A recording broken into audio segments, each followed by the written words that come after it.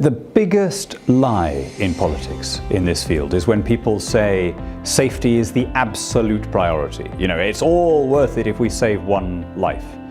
Now that is plainly a lie. You know, if that was your absolute priority, there'd be a curfew, you'd ban all cars, all trains, all planes, right? You would then have zero accidents, but you would have a much lower life expectancy because we'd be living in a medieval standard of living, right? So it's all a question of how much is enough, how much is justified, and your instinct here should always be towards maximum freedom. You know, the market will provide the safety. Look at the way accidents in cars have come tumbling down. Yeah, some of that is regulation, some of that is rules about seatbelts and stuff, but a lot of it is just technological innovation, because consumers want to be safe.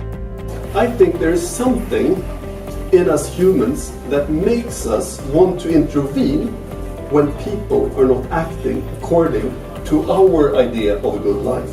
Epicenter for me is an institution which I've known since the very beginning, because I was there in the inaugural event, and the Nanny State Index is for us really like a key indicator in order to show how legislation is moving within the different countries on the one side, but also within the EU on the other side. As soon as I start trying to intervene in your or anybody else's lifestyle, I have stopped considering you to be an equal. So far we've had a great success in bringing the report to the media and to politicians, and I think that's a conversation that we need to have, because Spain is quite a case study. We have little restrictions compared to many other European countries, but our healthcare outcomes are better than average, above average. In fact, we have the highest life expectancy in the world, right after Japan. So we're doing something right because we're letting consumers take responsibility, and we're not imposing these top-down monstrosities that we see these days in different European states. Like in most things, it's not black and white. It's not just regulation or just self-regulation. It's always about how the two work together. There needs to be a level playing field. There needs to be a legal baseline. But the self-regulatory system can offer opportunities that are cheaper, faster, and most adaptive for consumers in the enforcement side, or even in the definition of the rules.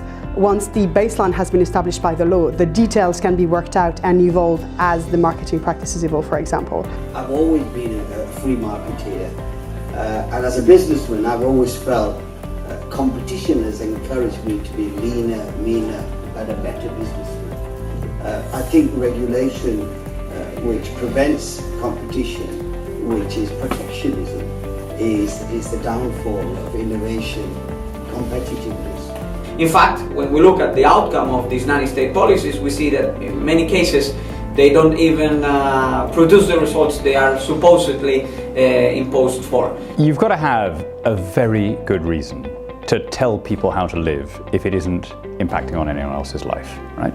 I mean, that's not to say that there is zero case for public health, but there's a balance, and you should tilt that balance as much as possible towards freedom.